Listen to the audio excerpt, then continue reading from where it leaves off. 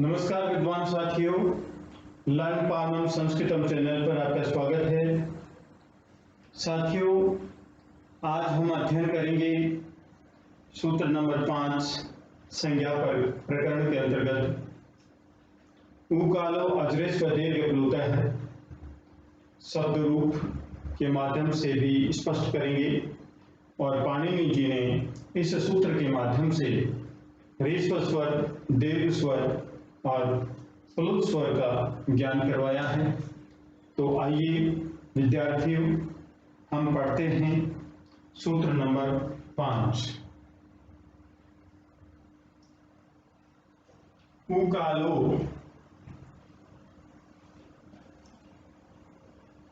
अजरेस्व दीर्घ प्लुतः।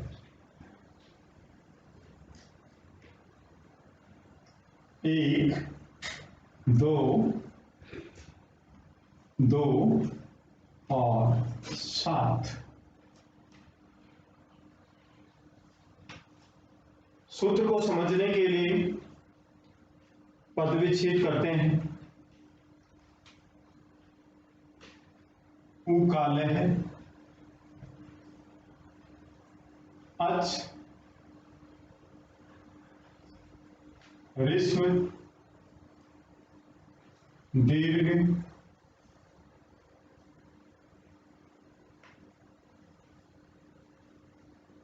प्लुतः।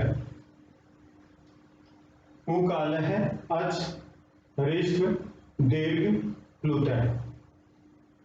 अब देखिए, ऊकालः, सबसे पहले ऊकालः, यहां पर ऊ का समय है। कौन से ऊ का समय है? देखिए, उष्य, उष्य, उष्य, उष्य, उष्य, उष्य और वह। एक वचन ऊ, तो बहुवचन वह हुआ। कैसे हुआ? देखिए विद्यार्थियों, भानु शब्द लेते हैं हम। भानु, भानु, भानवः, भानु, भानु, भानवः। इसके विषय में एक सूत्र है कि सेरूपाणाम एक शीश एक विभक्तो। सेरूपाणाम एक शीश एक विभक्तो। समान रूप वाले जो शब्द होते हैं वो एक विभक्ति में होते हैं। जैसे बालकश्य, बालकश्य, बालकश्य। 3 बार बालक आए तो हम क्या लिखेंगे? बालका। क्या लिखेंगे? बालिका। इस प्रकार से हम जो समान जो शब्द होते हैं उनके लिए एक शब्द लिखते हैं। जैसे भानु, भानु, भानु है। ठीक है। इसी प्रकार से उष्च, उष्च, उष्च और फिर वह। ये कैसे हुआ? सुबंत प्रत्यय देखिए, शु, आउ और जस। सु, आउ और जस। अब यहां पर जो जय है, इसकी चुटू सूत्र से इत संज्ञा हो जाती, इत संज्ञा हो जाती। यहां पर ए और विसर्ग। अब उ और ए क्या बना? वह। वह। ये क्या है? प्रथमा विभक्ति बहुवचन। प्रथमा विभक्ति बहुवचन। आचार्य पाणिनि जी ने ह्रस्व, दीर्घ तथा प्लुत स्वर कौन कौन से हैं, इनके मापने का तरीका उसे लिया है। इनके मापने का तरीका उसे लिया है। उष्य, उष्य, उष्य, ह्रस्व, दीर्घ और प्लुत। ह्रस्व दीर्घ और प्लुत स्वर। अब हम स्पष्ट करते हैं कि ह्रस्व स्वर जिसमें एक पल गिरने का समय लगता है वह ह्रस्व स्वर होता है, जिसमें दो पल गिरने का समय लगता है वह दीर्घ स्वर होता है, और जिसमें तीन पल गिरने का समय लगता है उसको प्लुत स्वर कहते हैं।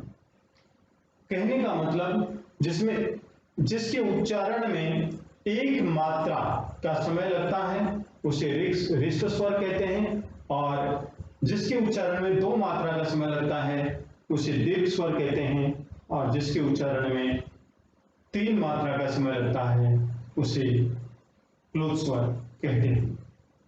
अब आगे देखते हैं कि ऊ काल है, ऊ काल है, इससे स्पष्ट हुआ उष उष उष, ये प्रथमा विभक्ति बहुवचन वह, प्रथमा विभक्ति बहुवचन, ये क्या है, हमारी वृत्ति है। अब आगे देखिए, अब आगे क्या लिखा हुआ है, वाम काल इव कालो यस्य, वाम काल इव कालो, इसको रब कर देता हूं, यस्य सोच, सो अच कृमाद ह्रस्व दीर्घ प्लुत संघेशात, कृमाद ह्रस्व दीर्घ प्लुत संघे शात।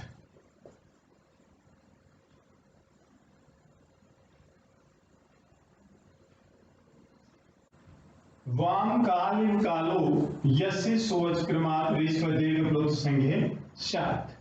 वाम, वाम षष्ठी विभक्ति बहुवचन है, और षष्ठी विभक्ति बहुवचन का सुबंध प्रत्यय है आम, और यहां पर है उ, तो क्या बनाइए, वाम, क्या बना, वाम, षष्ठी विभक्ति बहुवचन। तीनों ऊ का समय, तीन ऊ का समय, तीन ऊ का समय, तीन ऊ का समय। कालतः है, स्वर तीन प्रकार के होते हैं समय के अनुसार, कालतः है, समय के अनुसार स्वर तीन प्रकार के होते हैं, ह्रस्व दीर्घ और प्लुत। ह्रस्व दीर्घ है प्लुत है, तीन स्वर होते हैं काल के अनुसार, ठीक है। अब देखिए इस वृत्ति, यहां तक स्पष्ट हो गया, उष उष उष, तीन ऊ मिलकर के बहुवचन बनता है वह। वाम उनका समय है, वाम काल है, उनके समय के समान, इव का मतलब समान, उनके समय के समान काल है, समय लगे, यस्य जिसका, उनके समय के समान समय जिसका हो, उनके समय के समान समय जिसका हो, सो अच, वह अच क्रमाद क्रम से ह्रस्व दीर्घ प्लुत संघेशा, ह्रस्व दीर्घ तथा प्लुत हो गए। कहने का मतलब उनके समय के समान, किनके समय के समान, उष उष उष, एक मात्रा का समय, दो मात्रा का समय, तीन मात्रा का समय, एक पल का समय, दो पल का समय, तीन पल का समय, जिसमें एक मात्रा का समय लगता है, इसमें दो मात्रा का समय लगता है, इसमें तीन मात्रा का समय लगता है। तो उनके समय के समान, उनके इनके समय के समान, काल समय जिसका हो, यस्य जिसका हो, सो अच वह अच क्रम से रेश व दीर्घ तथा प्लुत स्वर होते हैं। रेश व दीर्घ तथा प्लुत स्वर होते हैं। तो विद्यार्थियों स्पष्ट हो गया होगा कि ह्रस्व स्वर, दीर्घ स्वर और प्लुत स्वर क्या होते हैं। ऊ काल्य है का मतलब 3 ऊ, ह्रस्व, दीर्घ और प्लुत। अच के विषय में जान गया, ठीक है, और ह्रस्व, दीर्घ, प्लुत स्वर के विषय में जानिए। एक बार वो देखिए, ऊ काल्य है का अर्थ हुआ उच्च उच्च उच्च, 3 ऊ, ह्रस्व, दीर्घ और प्लुत। इन तीनों ऊ के पहले ऊ के उच्चारण में 1 मात्रा का समय लगता है, दूसरे ऊ के उच्चारण में 2 मात्रा का समय लगता है और तीसरे ऊ के उच्चारण में 3 मात्रा का समय लगता है। ठीक है, 1 मात्रा के समय वाले को ह्रस्व स्वर, 2 मात्रा का समय लगता है उसको दीर्घ स्वर और 3 मात्रा का समय लगता है उसको प्लुत स्वर कहते हैं। इसलिए तीनों ऊ मिलकर के क्या बना, वह, बहुवचन। तीनों ऊ का क्या बना, वह, बहुवचन। ठीक है, और षष्ठी विभक्ति बहुवचन में क्या बना, वाम। 3 ऊ का समय षष्ठी विभक्ति बहुवचन में क्या बना, वाम। हमारे सुबंत प्रत्यय में आप देख सकते हैं। ठीक है, अब इस वृत्ति को हम स्पष्ट करना चाहते हैं कि उनके समय के समान, उनके समय के समान समय जिसका हो वह अच क्रम से ह्रस्व, दीर्घ, प्लुत स्वर होता है। ह्रस्व, दीर्घ स्वर तथा प्लुत स्वर होता है। ये आचार्य पाणिनि जी ने स्पष्ट किया है। आचार्य पाणिनि जी ने उस स्वर को ही क्यों लिया है, क्योंकि ऊ प्रकृति की स्पष्ट ध्वनि है और ये ह्रस्व, दीर्घ तथा प्लुत स्वर कौन कौन से होते हैं, इनको मापने का एक स्पष्ट तरीका है। उन्होंने मुर्गे की कुकड़ू को इसके माध्यम से स्पष्ट किया है, क्योंकि मुर्गे की जो आवाज है उसमें ह्रस्व, दीर्घ तथा प्लुत स्वर सुनाई देते हैं। ठीक है विद्यार्थियों, अब कालतः समय के अनुसार स्वर के 3 प्रकार होते हैं, ह्रस्व स्वर, दीर्घ स्वर और प्लुत स्वर। लेकिन यह आवश्यक नहीं है कि सभी स्वर ह्रस्व स्वर हो, यह आवश्यक नहीं है। क्यों, आइए देखते हैं। जैसे ए, ओ, आई, औ,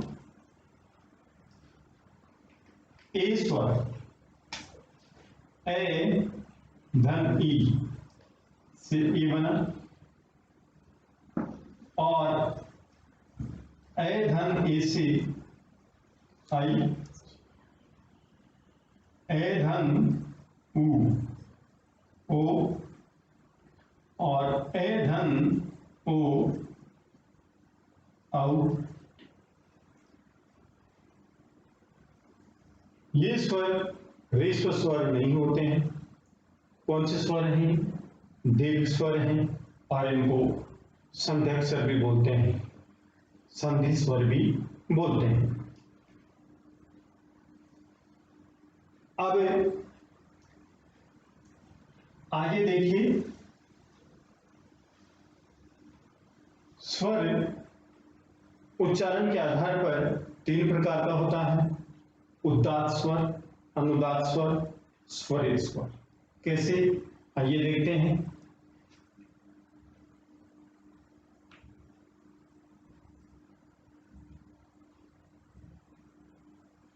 ह्रस्व, दीर्घ, प्लुत, ह्रस्व, दीर्घ, प्लुत। ठीक है, अब आगे की वृत्ति में क्या लिखा हुआ है कि से प्रत्येकम उदात्त आदि भेदेन त्रिधा। ये थोड़ा ऊपर लिख दिया है,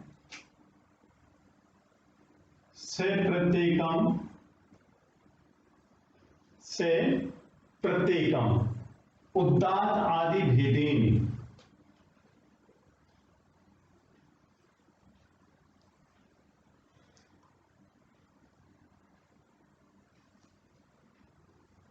भेदेन त्रिधा। वह प्रत्येक कौन सा?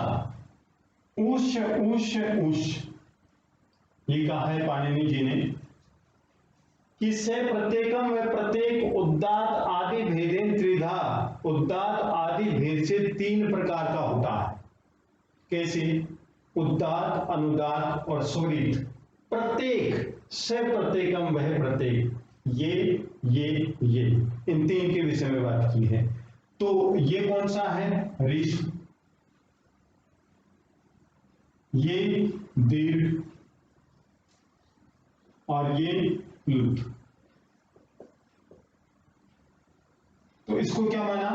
देखिए, से प्रत्येकम, वह प्रत्येक, वह कौन सा प्रत्येक? दोबारा से देखिए, उष उष उष, इनका बहुवचन हुआ वह, प्रथमा विभक्ति बहुवचन। इनका समय के समान, इनके समय के समान समय जिसका हो वह अच क्रम से ऋस्व दीर्घ प्लुत स्वर हो। इनके उच्चारण के समान, जिनका, इनके उच्चारण में जितना समय लगता है उतना समय यदि अच स्वर में लगता है तो वह ऋस्व स्वर, दीर्घ स्वर और प्लुत स्वर हो। ठीक है। और यहां क्या करें? से प्रत्येकम, और वह प्रत्येक, वह कौन सा? ऋस्व, दीर्घ और प्लुत। प्रत्येक उदात्त आदि भेदेन, उदात्त आदि भेद से त्रिधा, तीन प्रकार का होता, वह तीन प्रकार का होता। कैसे? अब देखिए, ऋस्व स्वर उदात्त, अनुदात्त और स्वरित। दीर्घ स्वर उदात्त, अनुदात्त, स्वरित। प्लुत स्वर उदात्त, अनुदात्त, स्वरित। इस प्रकार से ये तीन तीन प्रकार के होते हैं। से प्रत्येकम उदात्त आदि भेदेन त्रिधा। ठीक है। तो ये कितने प्रकार के हुए? तीन, तीन छह, तीन नौ। ये ऊंचा स्वर, फिर ये नीचा स्वर और ये मध्यम स्वर। मध्यम स्वर। इसी प्रकार से ए का दीर्घ क्या होगा? इस प्रकार से। इसी प्रकार प्लुत करेंगे। तो वह प्रत्येक उदात्त आदि भेद से तीन प्रकार का होता है।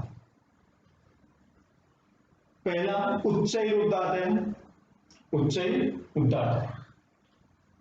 अब इसको रफ कर देता हूं, विद्यार्थी समझ गए होंगे। अब प्रत्येक स्वर के उदात्त आदि भेदेन तीन प्रकार के होते हैं। प्रत्येक स्वर, ऋस्व स्वर तीन प्रकार का हुआ, दीर्घ स्वर तीन और प्लुत स्वर तीन। तो ए के कितने प्रकार हुए? 9 प्रकार। ए का दीर्घ क्या हुआ? आ, और आ का प्लुत क्या हुआ? इस प्रकार से। अब आगे देखिए,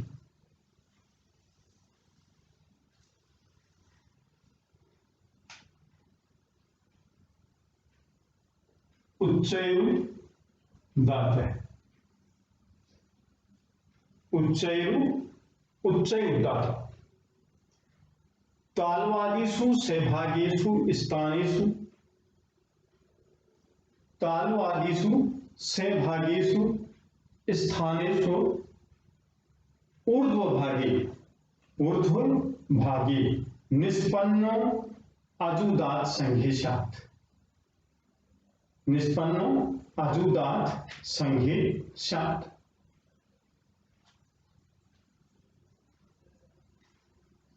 तालवादीषु सैभागेषु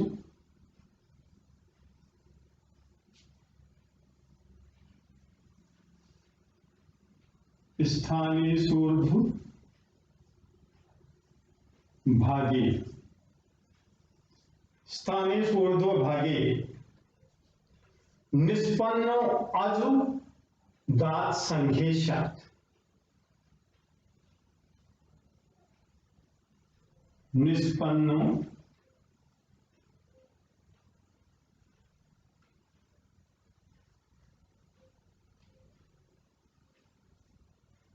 अजुदात संघेशात।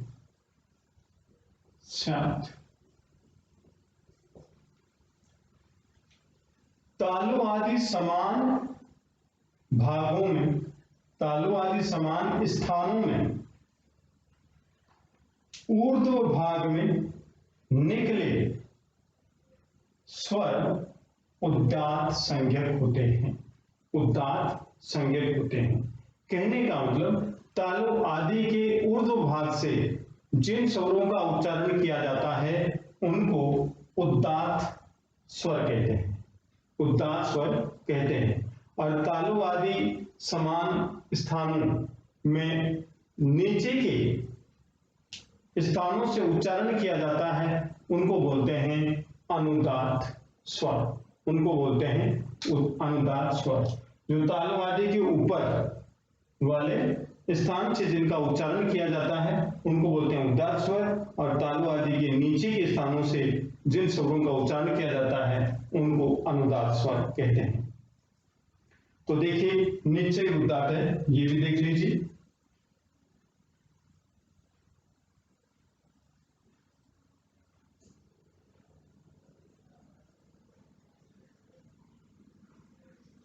निश्चय उदात्त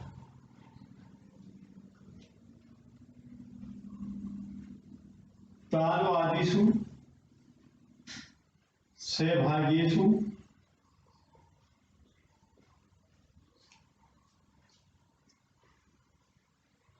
स्थानेषु धोभागे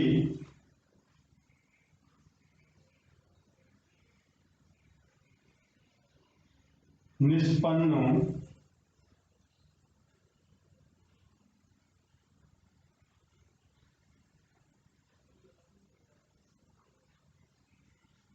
अनुदात्त संघेशात।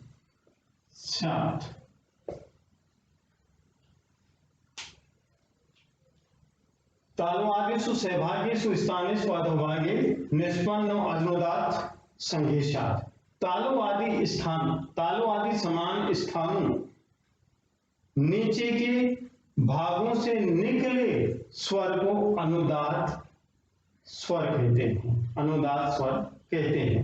तो सामान्य रूप से हम सरलता से यदि देखना चाहते हैं तो तालु आदि जो ऊपर के स्थान होते हैं वहां से जिन स्वरों का उच्चारण किया जाता है वो उदात्त स्वर होते हैं, और तालु आदि के नीचे के स्थानों से जिन स्वरों का उच्चारण होता है उनको बोलते हैं अनुदात्त स्वर। तो विद्यार्थियों, स्वरित स्वरों के विषय में हम आगे की कक्षा में वार्ता करेंगे। यदि आपको ये वीडियो पसंद आया तो आप लाइक कीजिए, शेयर कीजिए, कमेंट कीजिए, सब्सक्राइब कीजिए। धन्यवाद। उसको ट्रिम भी कर दें।